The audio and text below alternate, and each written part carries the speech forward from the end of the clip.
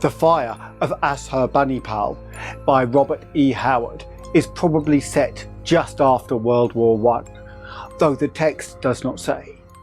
It is the story of an American adventurer, Steve Clarney, who is in the Arabian desert searching for a lost gem in a cursed city.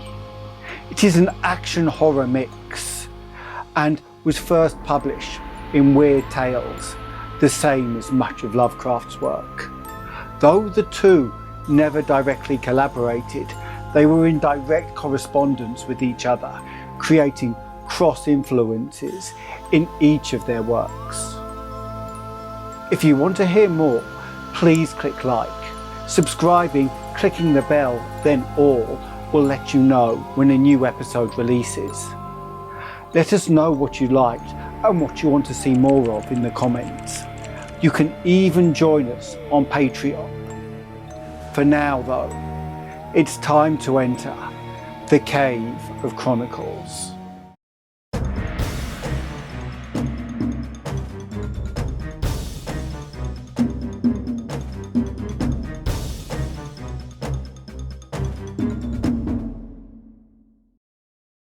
Yar Ali squinted carefully down the blue barrel of his Lee Enfield, called devoutly on Allah, and sent a bullet through the brain of the flying rider. "Allahu Akbar!" the big Afghan shouted in glee, waving his weapon above his head. "God is great! By Allah, Shaheed, I've sent down another one of those dogs to hell!" His companion peered cautiously over the rim of the sandpit they had scooped with their hands. He was a lean and wiry American, Steve Clarney by name. "Good work, old horse," said this person. "Far left. Look, they're drawing off." The white-robed horsemen were indeed reining away, clustering together just out of accurate rifle range, as if in council. There had been 7 when they had first swooped down on the comrades, but the fire from the 2 rifles in the sandpit had been deadly.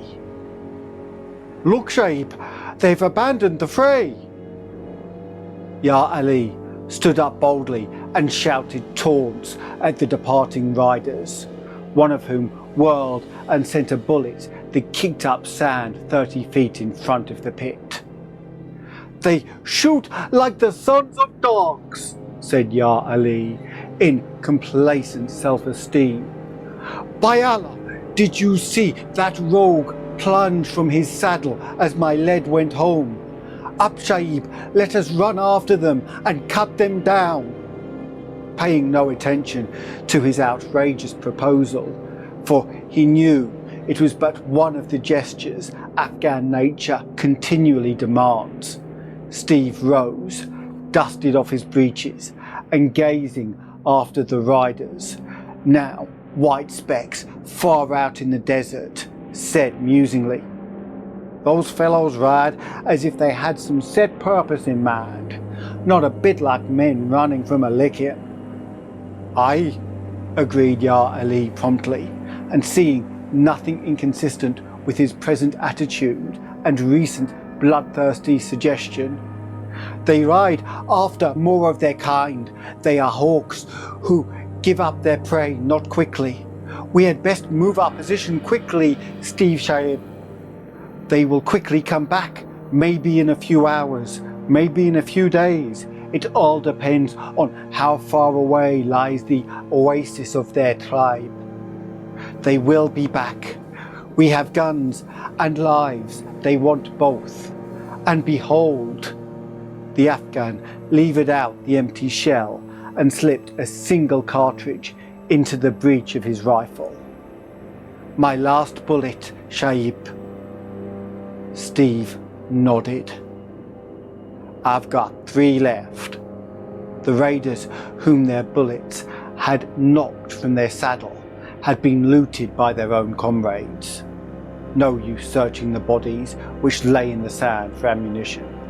Steve lifted his canteen and shook it. Not much water remained. He knew that Ya Ali had only a little more than he, though the big Afridi, bred in a barren land, had used and needed less water than the American, although the latter, judged from a white man's standards, was hard and tough as a wolf.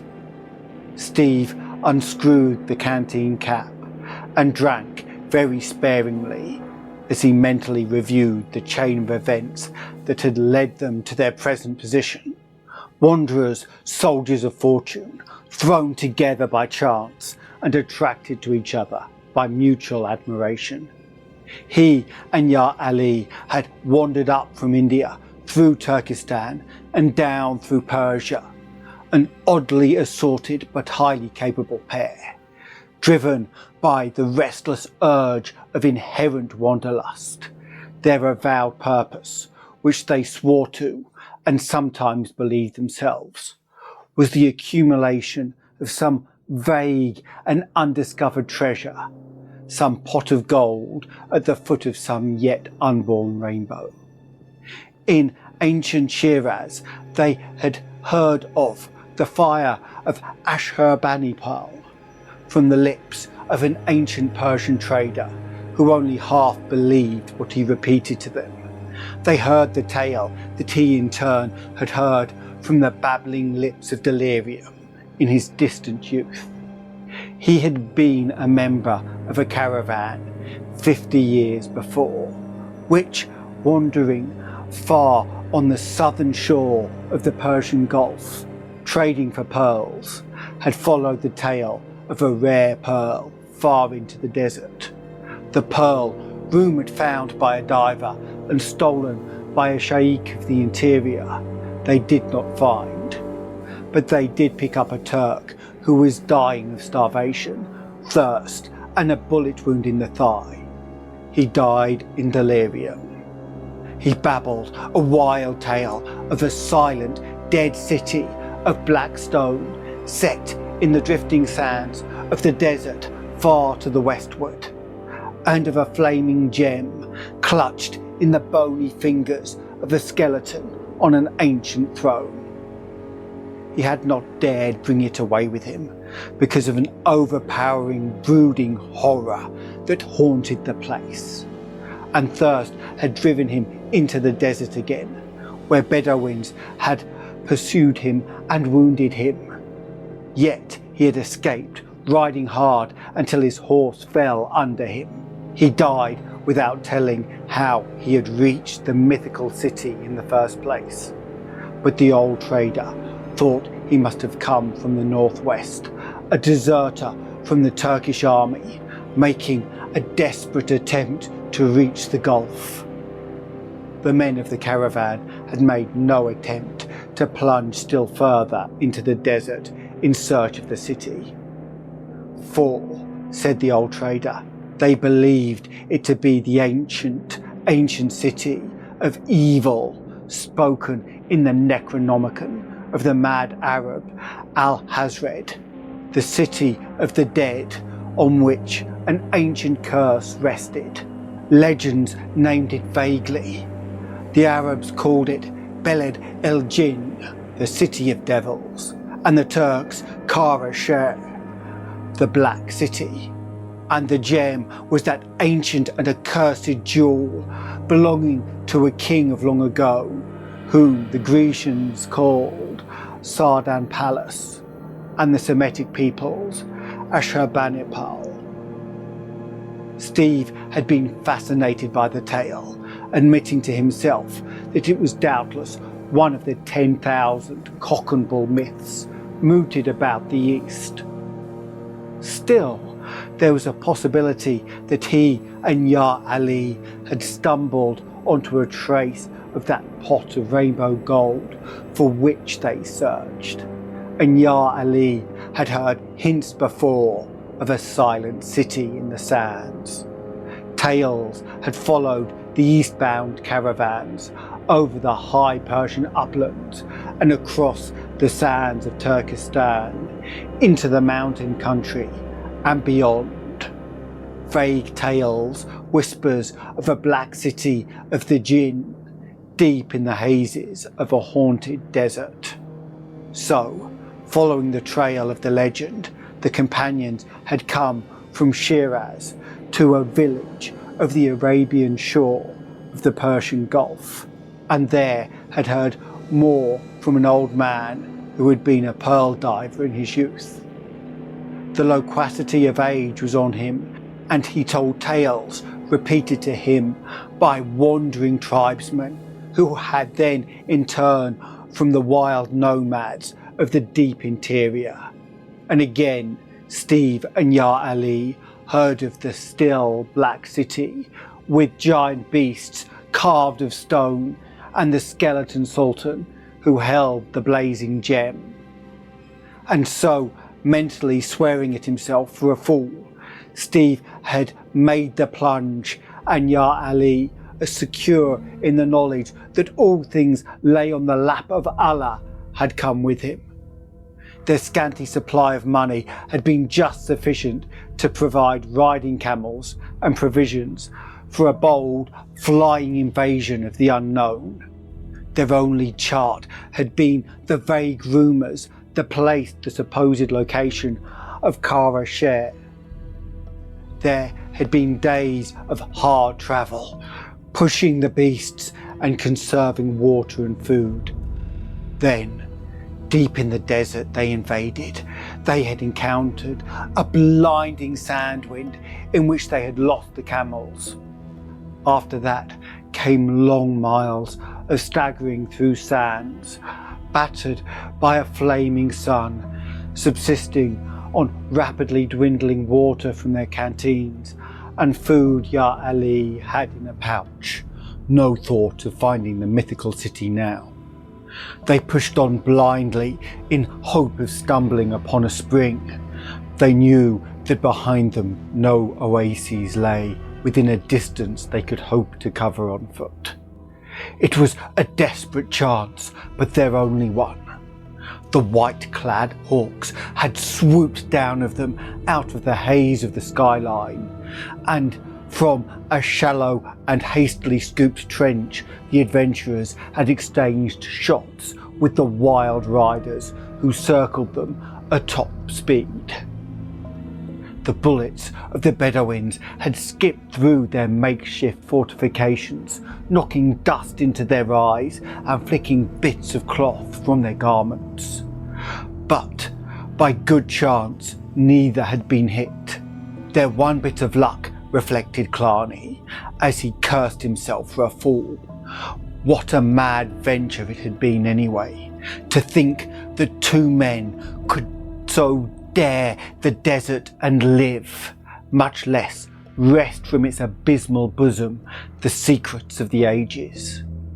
And that crazy tale of a skeleton hand gripping a flaming jewel in a dead city. Bosh! What utter rot! He must have been crazy himself to credit it. The American decided the clarity of view that suffering and danger bring.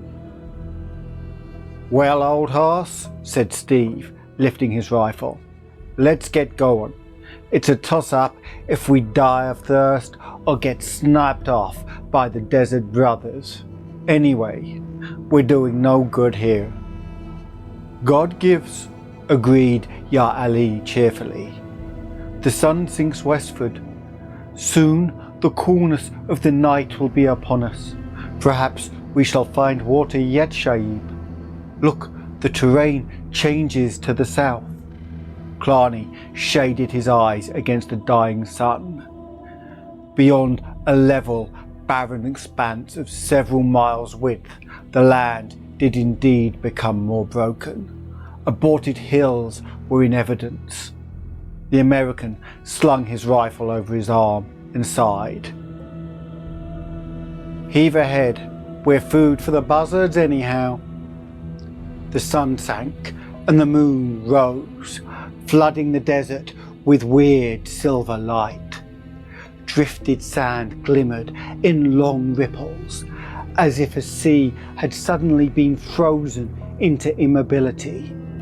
Steve, parched fiercely by a thirst he dared not fully quench, cursed beneath his breath.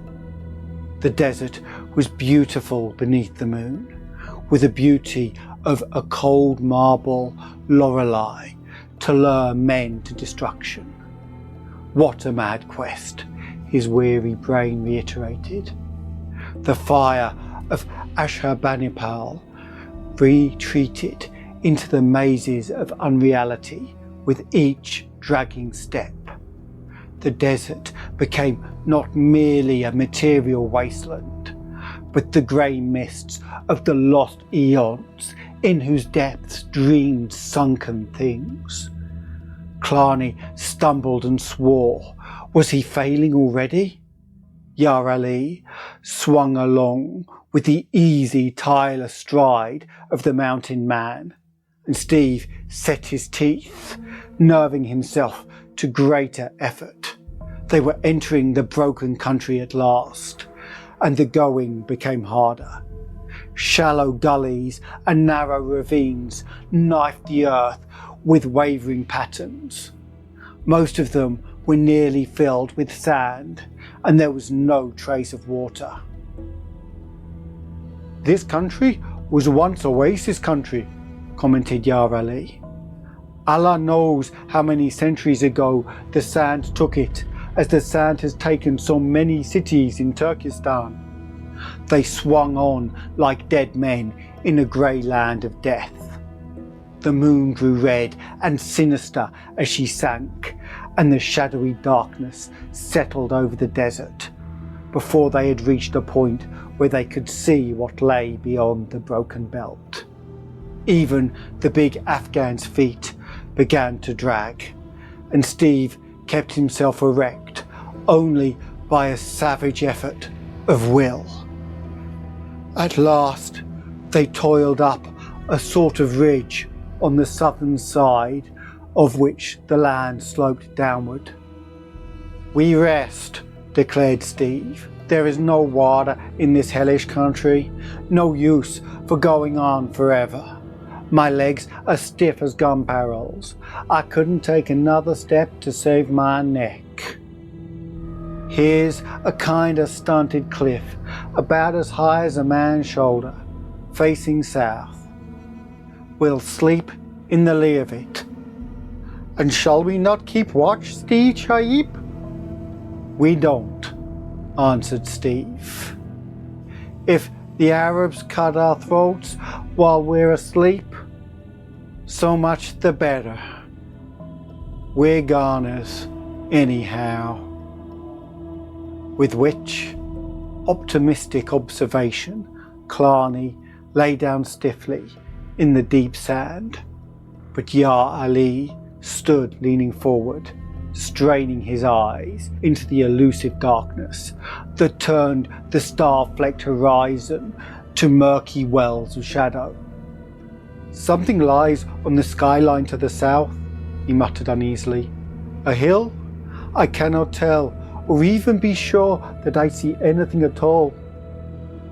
"You're seeing mirages already," said Steve irritably. "Lie down and sleep." And so saying, Steve slumbered. The sun in his eyes awoke him. He sat up, yawning, and his first sensation was that of thirst. He lifted his canteen and wet his lips. One drink left. Yar Ali still slept. Steve's eyes wandered over the southern horizon, and he started. He kicked the recumbent Afghan.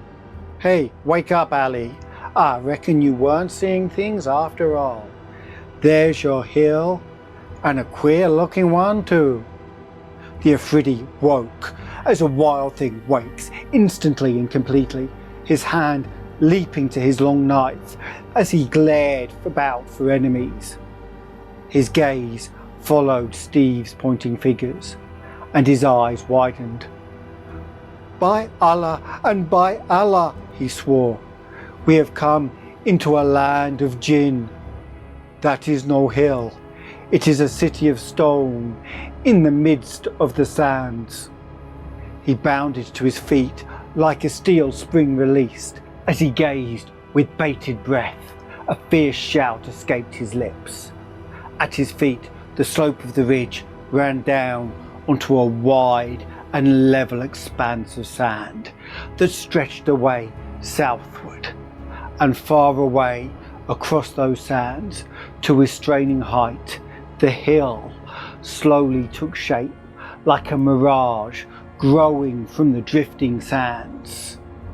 He saw great uneven walls, massive battlements, all about crawled the sand like a living, sensate thing, drifted high about the walls, softening the rugged outlines.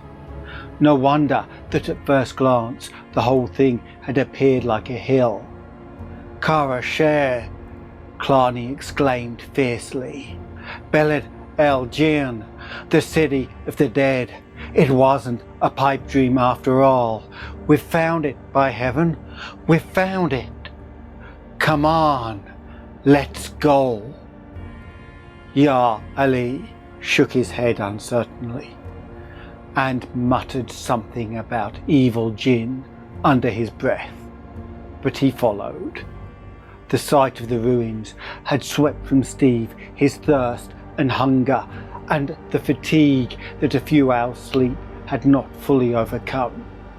He trudged on swiftly, oblivious to the rising heat, his eyes gleaming with the lust of the explorer. It was not altogether greed for the fabled gem that had prompted Steve Clarny to risk his life in that grim wilderness.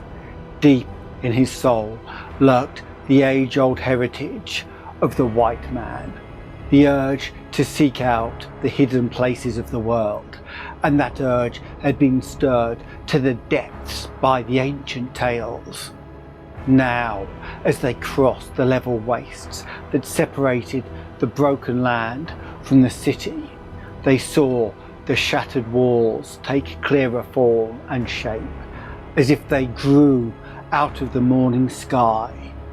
The city seemed built of huge blocks of black stone, but how high the walls had been there was no telling because of the sand that drifted high about their base. In many places they had fallen away and the sand hid the fragments entirely. The sun reached her zenith and the thirst intruded itself in spite of zeal and enthusiasm. But Steve fiercely mastered his suffering. His lips were parched and swollen, but he would not take that last drink until he had reached the ruined city. Ya Ali wet his lips from his own canteen and tried to share the remainder with his friend. Steve shook his head and plodded on. In the ferocious heat of the desert afternoon, they reached the ruin and, passing through a wide breach in the crumbling wall, gazed on the dead city.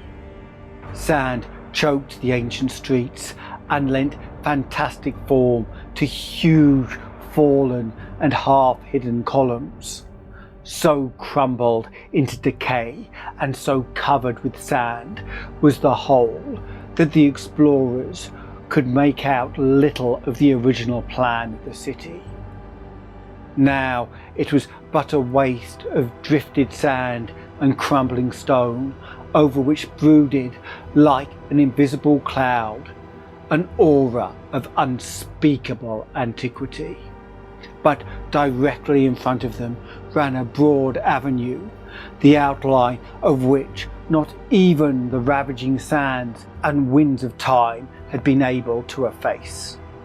On either side of the wide way were ranged huge columns, not unusually tall, even allowing for the sand that hid their bases, but incredibly massive. On the top of each column stood a figure, carved from solid stone. Great, sombre figures, half human, half bestial, partaking of the brooding brutishness of the whole city. Steve cried out in amazement, "The winged balls of Nineveh!" The balls with men's heads. By the saints, Ali, the old tales are true. The Assyrians did build this city. The whole tale's true. They must have come here when the Babylonians destroyed Assyria. Why, this scene's a dead ringer for pictures I've seen. Reconstructed scenes of old Nineveh. And look! He pointed down the broad street to the great building which reared at the other end, a colossal, brooding edifice whose columns and walls of solid black stone blocks defied the winds and sands of time. The drifting, obliterating sea washed about its foundations, overflowing into doorways, but it would require 1,000 years to inundate the whole structure. An abode of devils, muttered Ya Ali uneasily. The temple of Baal, exclaimed Steve. Come on, I was afraid we'd find all the places and temples hidden by the sand and have to dig for the gem. Little good will it do, muttered Ya Ali. Here we die. I reckon so, Steve unscrewed the cap of his canteen. Let's take our last drink. Anyway, we're safe from the Arabs. They'd never dare come here with their superstitions. We'll drink and then we'll die, I reckon. But first we'll find the jewel. When I pass out, I want to have it in my hand. Maybe a few centuries later, some lucky son of a gun will find our skeletons and the gem. Here's to him, whoever he is. With that grim jest, Clarny drained his canteen, and Ya Ali followed suit. They had played their last ace. The rest lay on the lap of Allah. They strode up the Broadway, and Ya Ali, utterly fearless in the face of human foes, glanced nervously to right and left, half expecting to see a horned and fantastic face leering at him from behind a column. Steve himself felt the sombre antiquity of the place, and almost found himself fearing a rush of bronze war chariots down the forgotten streets, or to hear the sudden menacing flare of bronze trumpets.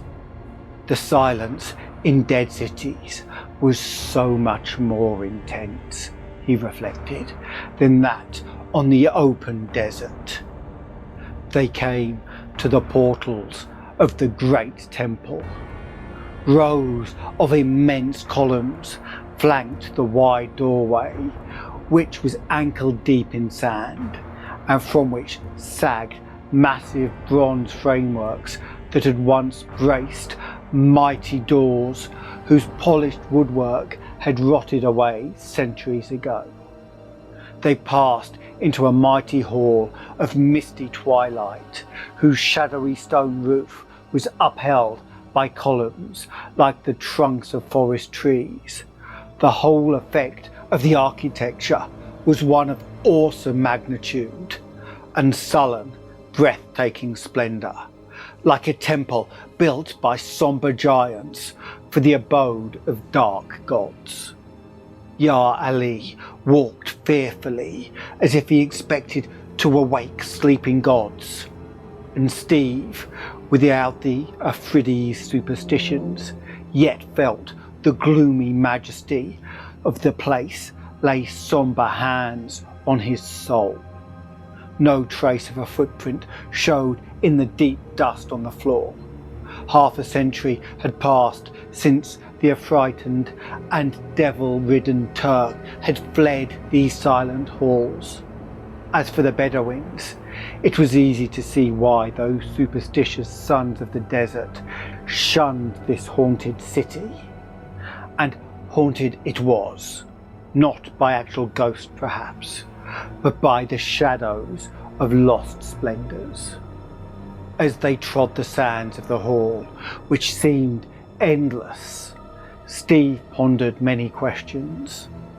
How did these fugitives from the wrath of frenzied rebels build this city? How did they pass through the country of their foes? For Babylonia lay between Assyria and the Arabian desert. Yet there had been no other place for them to go.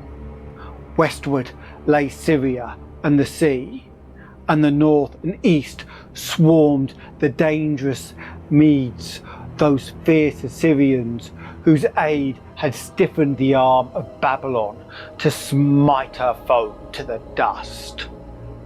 Possibly, thought Steve, Kara, whatever its name had been in those dim days, had been built as an outpost border city before the fall of the Assyrian Empire, whither survivals of that overthrow fled.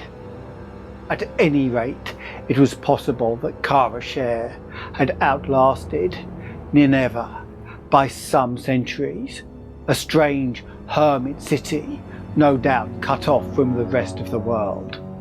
Surely, as Yar Ali had said, this was once fertile country, watered by oases, and doubtless in the broken country they had passed over the night before, there had been quarries that furnished the stone for the building of the city. Then what caused its downfall? Did the encroachment of the sands and the filling up of the springs cause the people to abandon it? Or was Kara a city of silence before the sands crept over the walls? Did the downfall come from within or without? Did civil war blot out the inhabitants, or were they slaughtered by some powerful foe from the desert? Clarny shook his head in baffled chagrin.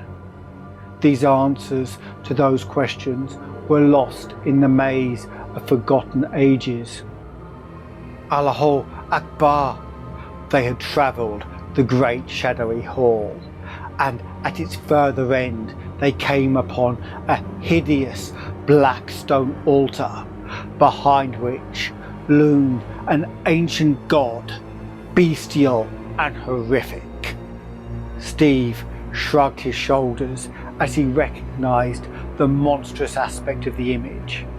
Aye, that was Baal, on which black altar in other ages many a screaming, writhing, naked victim had offered up its naked soul. The idol embodied in its utter abysmal and sullen bestiality the whole soul of this demonic city.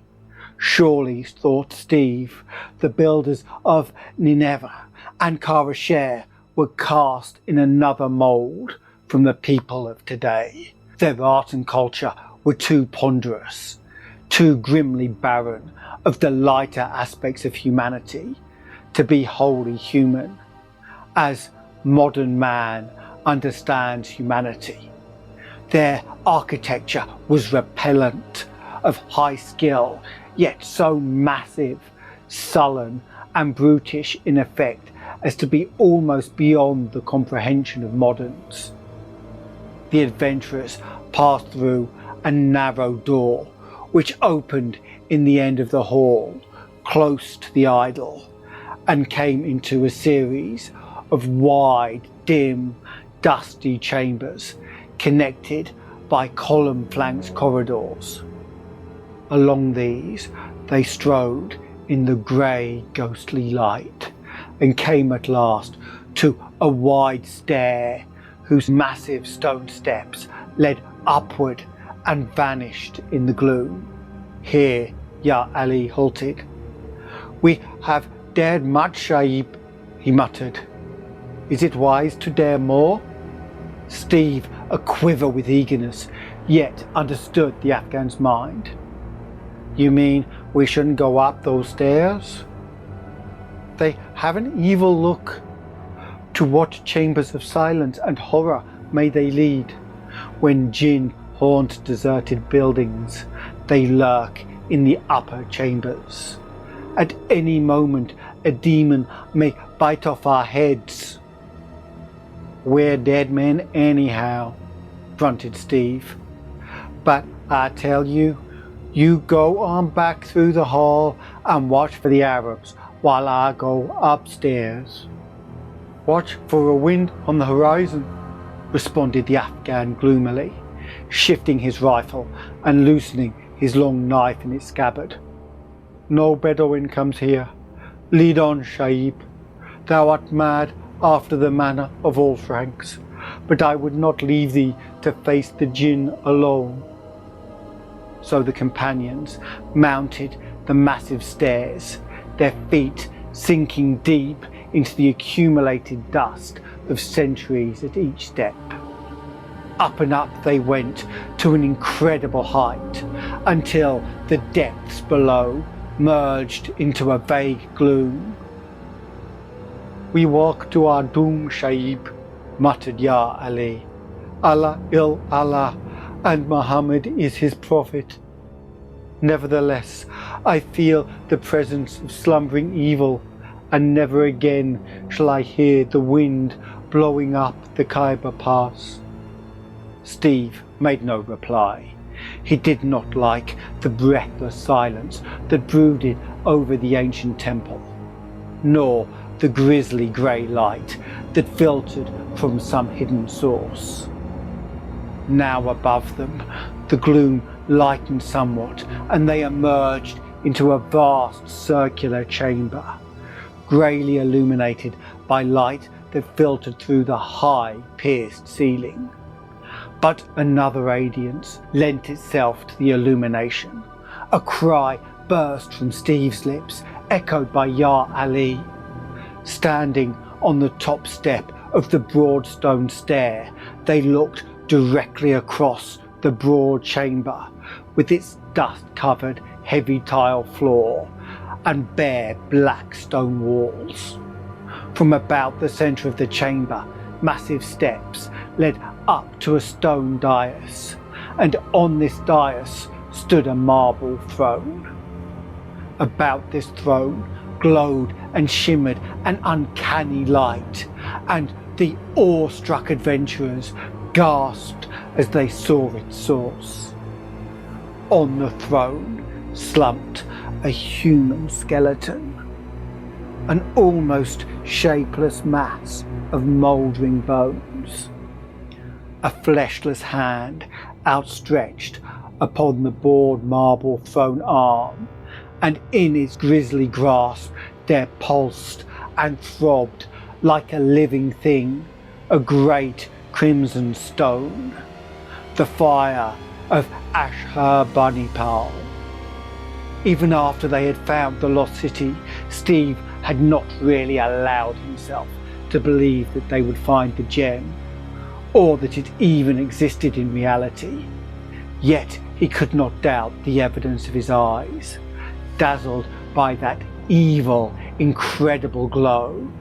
What a fierce shout! He sprang across the chamber and up the steps. Ya Ali was at his heel, but when Steve would have seized the gem, the Afghan laid a hand on his arm. "Wait!" exclaimed the big Mohammedan. "Touch it not yet, Shaib. A curse lies on ancient things, and surely this is a thing triply accursed. Else why has it lain here untouched in a country of thieves for so many centuries? It is not well to disturb the possessions of the dead." "Bosh!" snorted the American. "Superstitions? The Bedouins were scared by the tales that have come down to them from their ancestors. Being desert dwellers, they mistrust cities anyway, and no doubt this one has an evil reputation in its lifetime. And nobody except Bedouins must have seen this place before, except that Turk, who was probably half demented with suffering. These bones may be those of the king mentioned in the legend. The dry air preserves such things indefinitely, but I doubt it. Maybe a Syrian? most likely Arab, some beggar that got the gem and then died on that throne for some reason or other. The Afghan scarcely heard him. He was gazing in fearful fascination at the great stone, as a hypnotized bird stares into the serpent's eye. "Look at it, Shaib," he whispered. "What is it? No such gem as this was ever cut by mortal hands. Look how it throbs and pulses like the heart of a cobra." Steve was looking, and he was aware of a strange, undefined feeling of uneasiness. Well versed in the knowledge of precious stones, he had never seen a stone like this. At first glance, he had supposed it to be a monster ruby as told in the legends.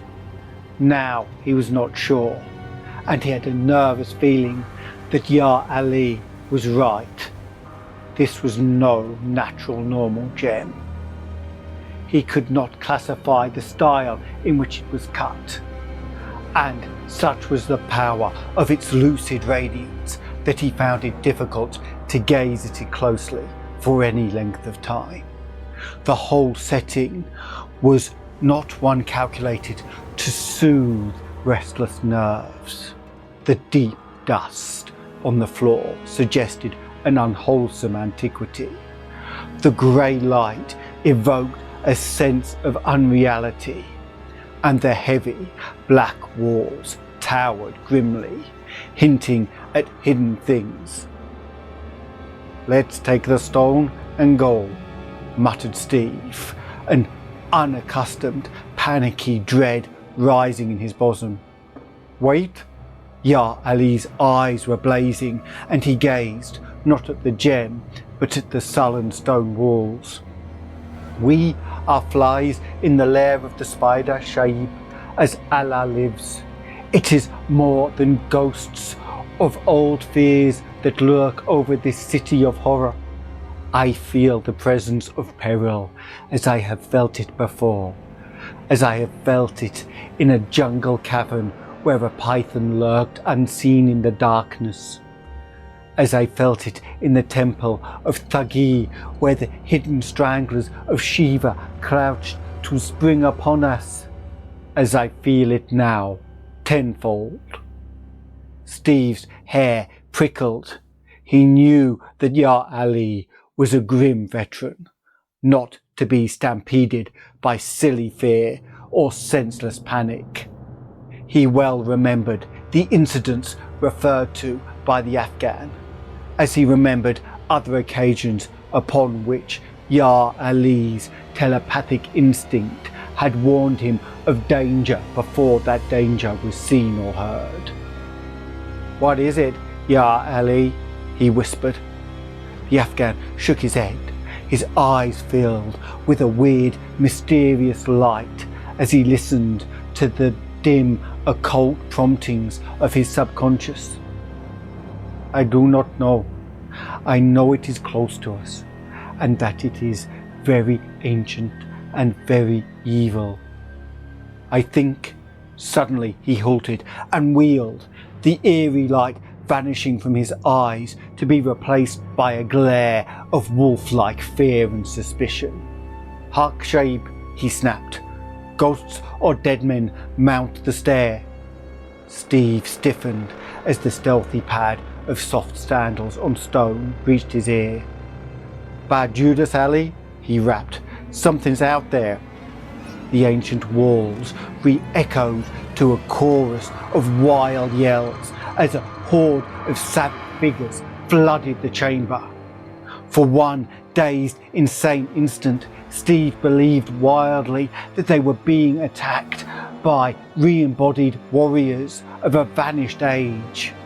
Then the spiteful crack of a bullet past his ear and the acrid smell of powder told him that their foes were material enough. Killarney cursed. In their fancied security, they had been caught like rats in a trap by the pursuing Arabs. Even as the American threw up his rifle, Ya Ali fired point blank from the hip with deadly effect, hurled his empty rifle into the horde and went down the steps like a hurricane, his 3-foot Khyber knife shimmering in his hairy hand. Into his gusto for battle went real relief that his foes were human.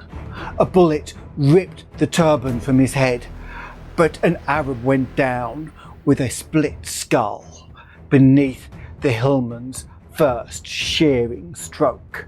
A tall Bedouin clapped his gun muzzle to the Afghan's side, but before he could pull the trigger, Clarny's bullet shattered his brains.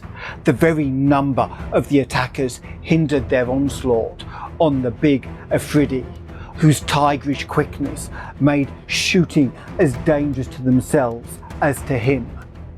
The bulk of them swarmed about him, striking with scimitar and rifle stock, while others charged up the steps after Steve. At that range, there was no missing. The American simply thrust his rifle muzzle into a bearded face and blasted it into a ghastly ruin.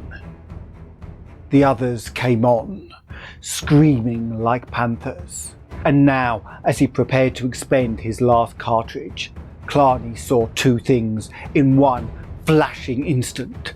A wild warrior who, with froth on his beard and a heavy scimitar uplifted, was almost upon him, and another who knelt on the floor, drawing a careful bead on the plunging Ya Ali.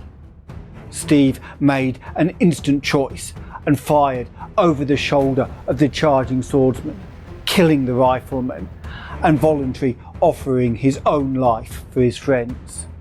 For the scimitar was swinging at his own head.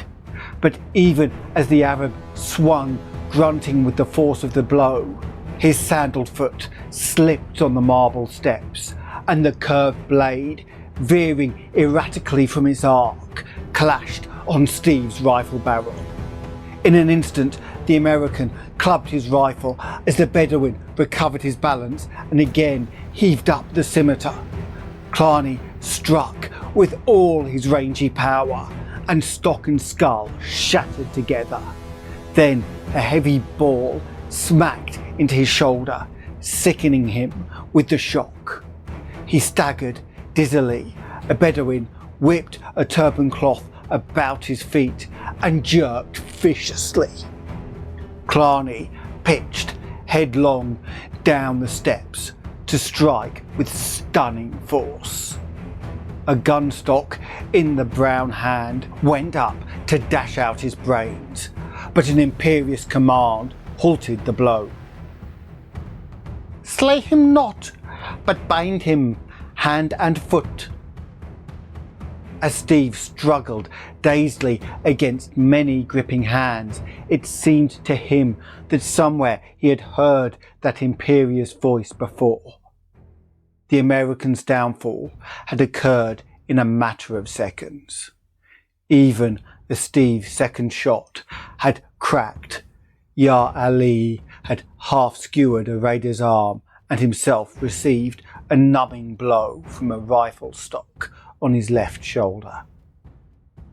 His sheepskin coat, worn despite the desert heat, saved his hide from half a dozen slashing knives. A rifle was discharged so close to his face that the powder burnt him fiercely, bringing a bloodthirsty yell from the maddened Afghan.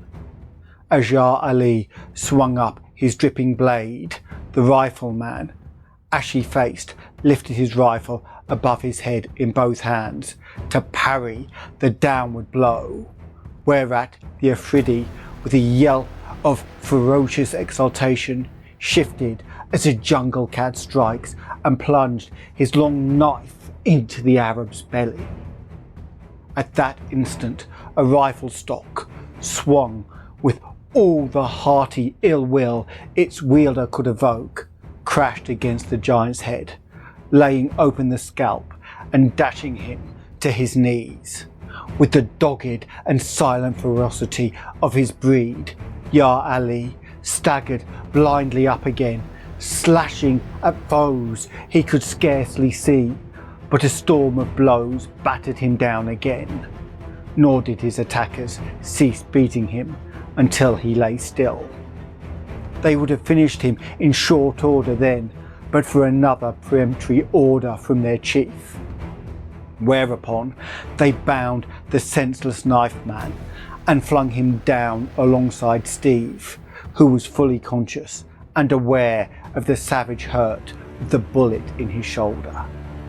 He glared up at the tall Arab, who stood looking down at him. "Well, Shaib," said this one, and Steve saw he was no Bedouin. "Do you not remember me?" Steve scowled. A bullet wound is no aid to concentration. "You look familiar, Bajude. You are Nuruddin El Mekru." "I am honoured the Shaib remembers," Nuruddin salaamed mockingly. "And you remember, no doubt, the occasion on which you made me a present of this." The dark eyes shadowed with bitter menace, and the Shaykh indicated a thin white scar on the angle of his jaw.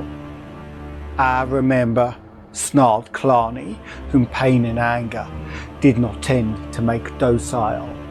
"It was in Somaliland, years ago. You were in the slave trade then. A wretch of a black man escaped from you and took refuge with me. You walked into my camp one night in your high-handed way, started a row, and in the ensuing scrap, you got a butcher knife across your face. I wish I'd cut your lousy throat." "You had your chance," answered the Arab. "Now the tables are turned." "I thought your stamping ground lay west," growled Clarny. "Yemen and the Somali country." "I quit the slave trade long ago," answered the Shaykh. "It is an outworn game. I led a band of thieves in Yemen for a time. Then again, I was forced to change my location. I came here with a few faithful followers, and by Allah, those wild men nearly slit my throat at first. But I overcame their suspicions, and now I lead more men than have followed me in years. They whom you fought off yesterday were my men, scouts I had sent out ahead. My oasis lays far to the west. We have ridden for many days, for I was on my way to this very city when my scouts rode in and told me of two wanderers. I did not alter my course, for I had business first in Beled El Jinn. We rode into the city from the west and saw your tracks in the sand. We followed them, and you were a blind buffalo who heard not our coming." Steve snarled. "You wouldn't have caught us so easy if only we thought no Bedouin would dare come into Kara's share." Nuruddin nodded. "But I am no Bedouin. I have travelled far and seen many lands and many races. I have read many books. I know that fear is smoke, that the dead are dead, and that jinn and ghosts and curses are mists that the wind blows away. It was because of the tales of the red stone that I came into this forsaken desert, but it has taken months to persuade my men to ride with me here. But I am here, and your presence is a delightful surprise. Doubtless you have guessed why I had you taken alive. I have more elaborate entertainment planned for you and that Pathan swine. Now I take the fire of Asshurbanipal, and we will go." He turned towards the dais, and one of his men, a bearded, one-eyed giant, exclaimed, "Hold, my lord! Ancient evil reigned here before the days of Muhammad. The jinn howl through these halls when the winds blow, and the men have seen ghosts dancing on the walls beneath the moon. No man of mortals has dared this black city for 1,000 years, save one, half a century ago, who fled shrieking. You have come here from Yemen. You do not know the ancient curse on this foul city, and this evil stone which pulses like the red heart of Satan. We have followed you here against our judgment because you have proven yourself a strong man and said you hold a charm against all evil beings. You said you but wished to look on this mysterious gem, but now we see it is your intention to take it for yourself. Do not offend the jinn. Nay, Nur al-Jinn, do not offend the jinn, chorused the other Bedouins. The Shaykh's own hard-bitten ruffians, standing in a compact group somewhat apart from the Bedouins, said nothing, hardened to the crimes and deeds of impiety. They were less affected by the superstitions of the desert men, to whom the dread tale of the accursed city had been repeated for centuries. Steve, even while hating Nureddin with concentrated venom, realized the magnetic power of the man, the innate leadership that had enabled him to overcome thus far the fears and traditions of ages. The curse is laid upon infidels who invade the city, answered Nureddin. Not on the faithful. See, in this chamber have we not overcome our Kafir foes? A white-bearded desert hawk shook his head. The curse is more ancient than Muhammad, and recks not of race or creed. Evil men reared this black city in the dawn of the beginning of days. They oppressed our ancestors of the black tents and warred among themselves. Aye, the black walls of this foul city were stained with blood and echoed into the shouts of unholy revel and whispers of dark intrigues. Thus came the stone to the city.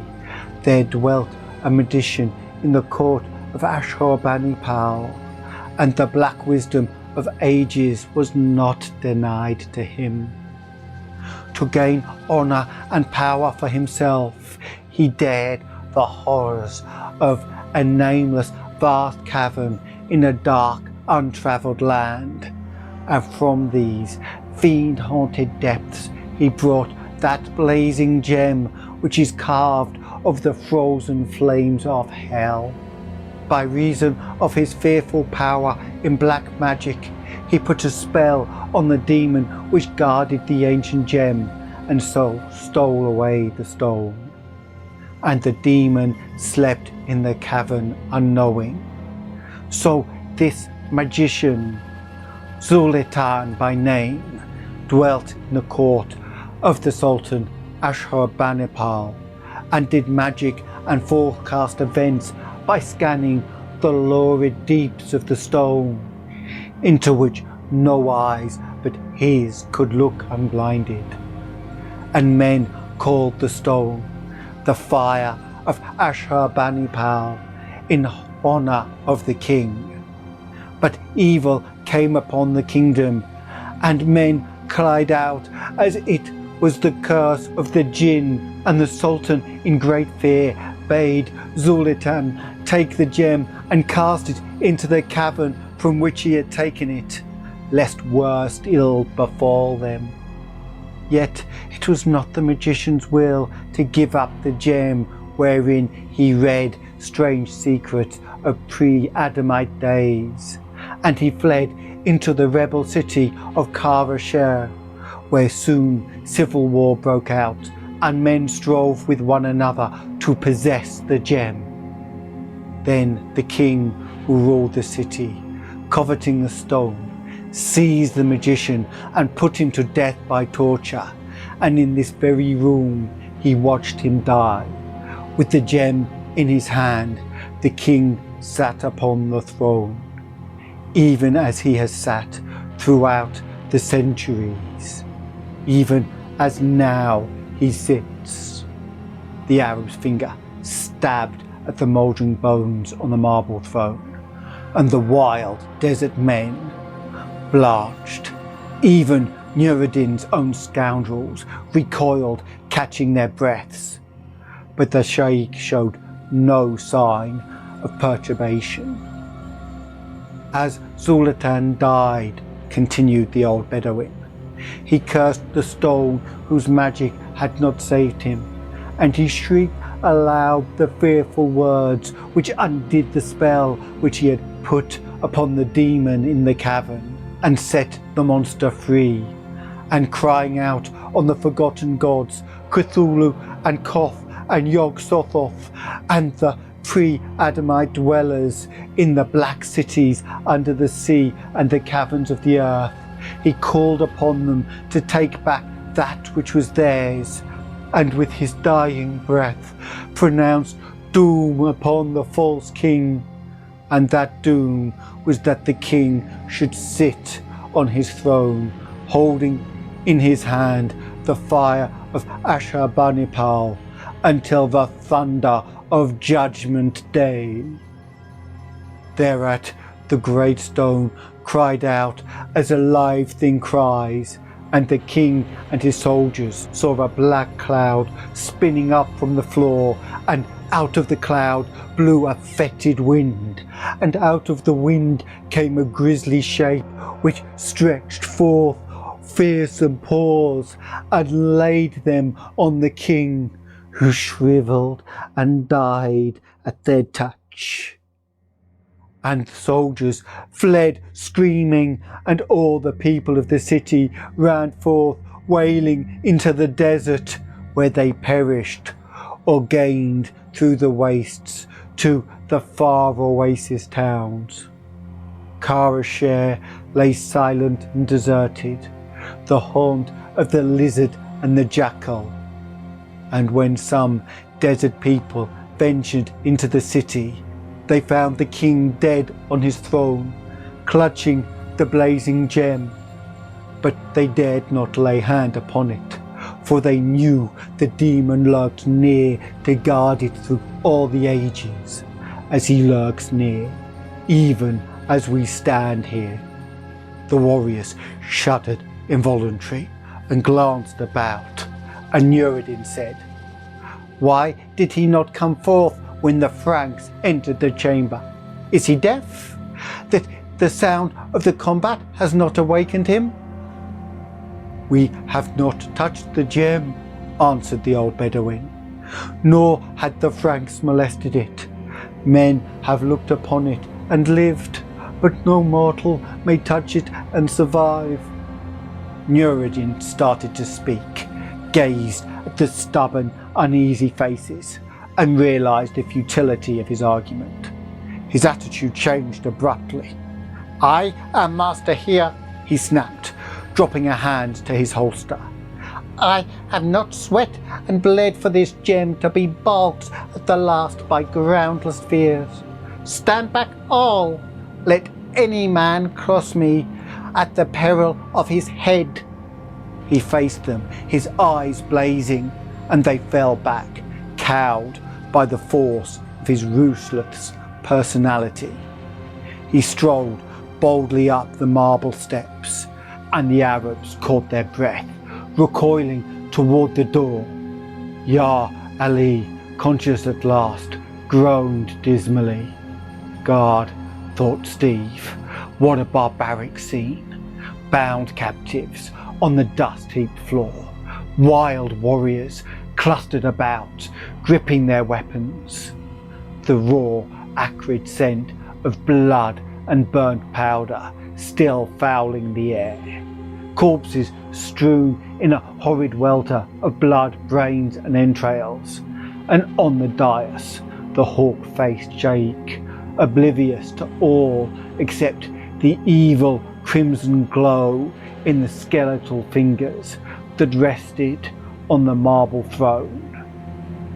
A tense silence gripped all as Nureddin stretched forth his hand slowly, as if hypnotized by the throbbing crimson light.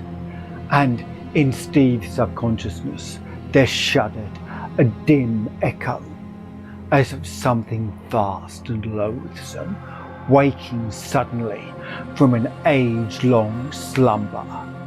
The American's eyes moved instinctively towards the grim cyclopean walls.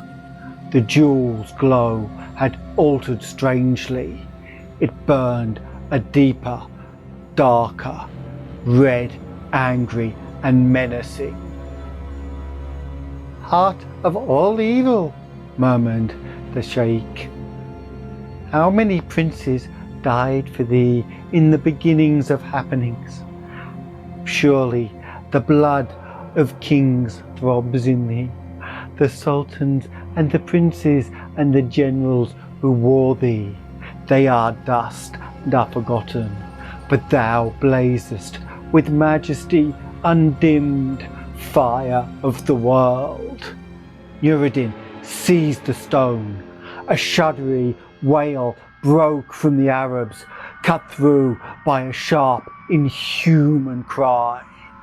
To Steve it seemed horribly that the great jewel had cried out like a living thing. The stone slipped from the Sheikh's hand. Nureddin might have dropped it. To Steve it looked as though it leaped convulsively, as a live thing might leap. It rolled from the dais, bounding from step to step, with Nureddin springing after it, cursing as his clutching hand missed it. It struck the floor, veered sharply, and despite the deep dust, rolled like a revolving ball of fire towards the back wall. Nureddin was close upon it. It struck the wall. The Sheikh's hand reached for it. A scream of mortal fear ripped the tense scene. Without warning, the solid wall had opened. Out of the black wall that gaped there, a tentacle shot and gripped the Sheikh's body as a python girdles its victim, and jerked him headlong into the darkness. And then the wall showed blank and solid once more. Only from within sounded a hideous, high-pitched, muffled screaming that chilled the blood of the listeners. Howling wordlessly, the Arabs stampeded, jammed in a battle, screeching mass in the doorway, tore through and raced madly down the wide stair.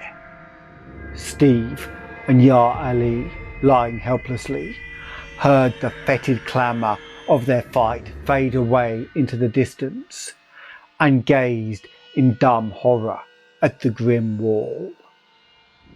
The shrieks had faded into a more horrific silence. Holding their breaths, they heard suddenly a sound that froze the blood in their veins, the soft sliding of metal or stone in a groove. At the same time, the hidden door began to open, and Steve caught a glimmer in the blackness that might have been the glitter of monstrous eyes. He closed his own eyes. He dared not look upon whatever horror slunk from that hideous black well. He knew there are strains the human brain cannot stand, and every primitive instinct in his soul cried out to him that this thing was nightmare and lunacy. He sensed that Ya Ali likewise closed his eyes, and the two lay like dead men.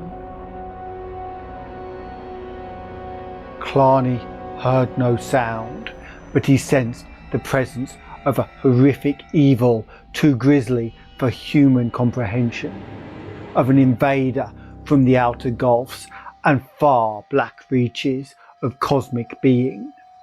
A deadly cold pervaded the chamber, and Steve felt the glare of inhuman eyes sear through his closed lids and freeze his consciousness. If he opened his eyes, he knew stark black madness would be his instant lot. He felt a soul-shakingly foul breath against his face and knew that the monster was bending close above him, but he lay like a man frozen in a nightmare. He clung to one thought. Neither he nor Ya Ali had touched the jewel this horror guarded. Then he no longer smelled the foul odour.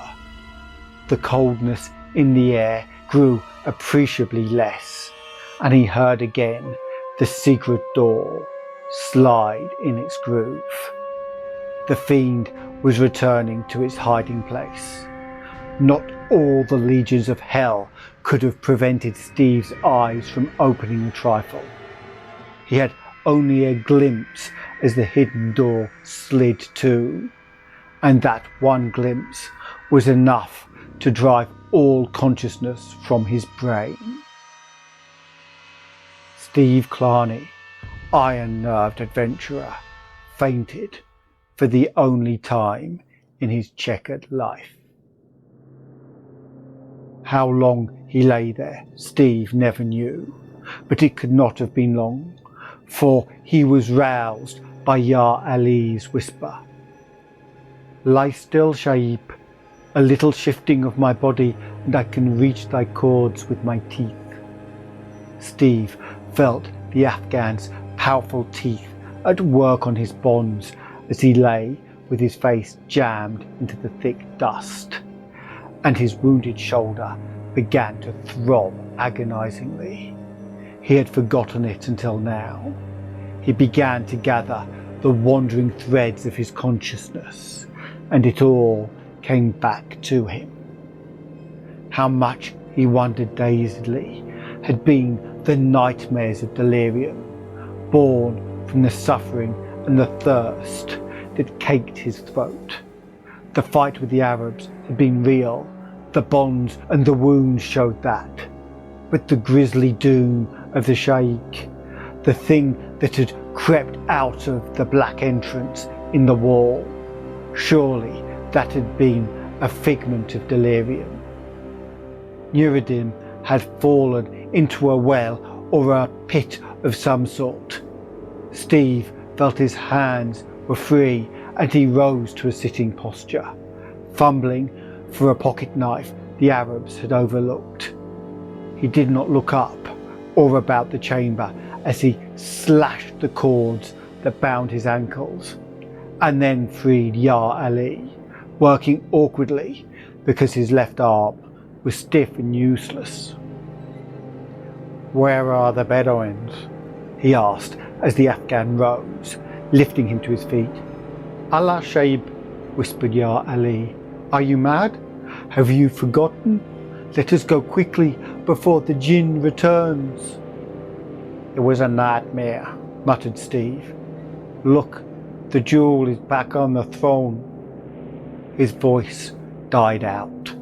Again, that red glow throbbed about the ancient throne, reflecting from the mouldering skull. Again, in the outstretched finger bones that pulsed in the fire of Asshurbanipal. But at the foot of the throne lay another object that had not been there before. The severed head of Nuruddin el-Mekru stared sightlessly up at the grey light filtering through the stone ceiling. The bloodless lips were drawn back from the teeth in a ghastly grin. The staring eyes mirrored an intolerable horror. In the thick dust of the floor, 3 spores showed. One of the shaykhs where he had followed the red jewel as it rolled to the wall, and above it 2 other sets of tracks, coming to the throne and returning to the wall. Vast, shapeless tracks, as of splayed feet, taloned and gigantic, neither human nor animal. My God, choked Steve. It was true. And the thing I saw. Steve remembered the flight from that chamber as a rushing nightmare, in which he and his companion hurtled headlong down an endless stair that was a grey well of fear, raced blindly through dusty silent chambers, past the glowering idol in the mighty hall, and into the blazing light of the desert sun, where they fell, slavering, fighting for breath. Again Steve was roused by the Afridi's voice. Shaib, Shaib, in the name of Allah the Compassionate, our luck has turned. Steve looked at his companion as a man might look in a trance. The big Afghan's garments were in tatters and blood-soaked. He was stained with dust and caked with blood, and his voice was a croak. But his eyes were alight with hope, and he pointed with a trembling finger. In the shade of yon ruined wall, he croaked, striving to moisten his blackened lips. Allah il Allah, the horses of the men we killed, with canteens and food pouches at the saddle horns. Those dogs fled without halting for the steeds of their comrades. New life surged up into Steve's bosom, and he rose, staggering. Out of here, he mumbled. Out of here, quick. Like dying men, they stumbled to the horses, tore them loose, and climbed fumblingly into the saddles. We'll lead the spare mounts, croaked Steve, and Ya Ali nodded emphatic agreement. Belike we shall need 'em ere we sight the coast.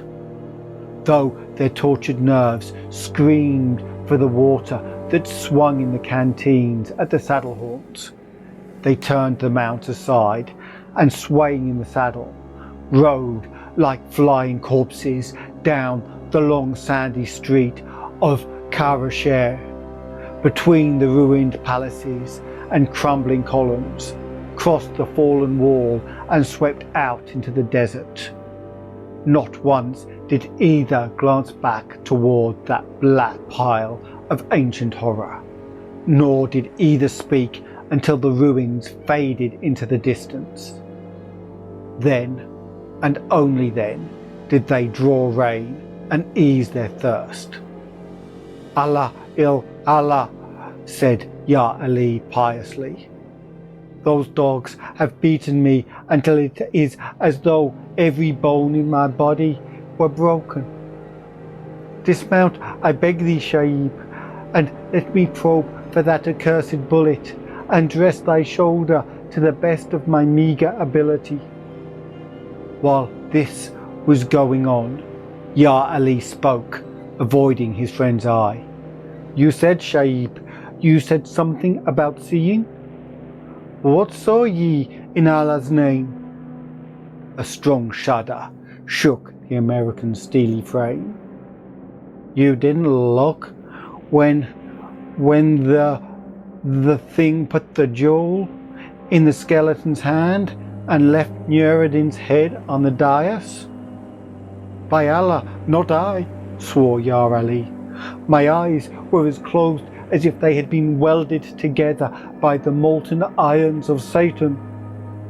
Steve made no reply until the comrades had once more swung into the saddle and started on their long trek to the coast, which, with spare horses, food and water and weapons, they had a good chance to reach. I looked, the American said somberly. I wish I had not. I know I'll dream about it for the rest of my life. If I had only a glance, I couldn't describe it as a man describes an earthly being. God help me, it wasn't earthly or sane either. Mankind isn't the first owner of the earth. There are beings here before his coming, and now survivals of hideously ancient epochs. Maybe spheres of alien dimensions press unseen on this material universe today. Sorcerers have called up sleeping devils before now and controlled them with magic. It is not unreasonable to suppose an Assyrian magician could invoke an elemental demon out of the earth to avenge him and guard something that must have come out of hell in the first place. I'll try to tell you what I glimpsed, then we'll never speak of it again. It was gigantic and black and shadowy. It was a hulking monstrosity that walked upright like a man, but it was like a toad too, and was winged and tentacled.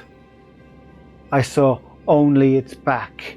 If I'd seen the front of it, its face, I'd have undoubtedly lost my mind. The old Arab was right, God help us.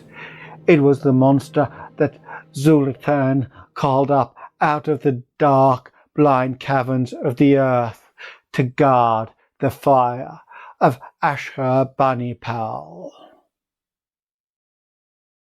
So ends the Fire of Asshurbanipal. Let me know what you think of the longer format in the comments.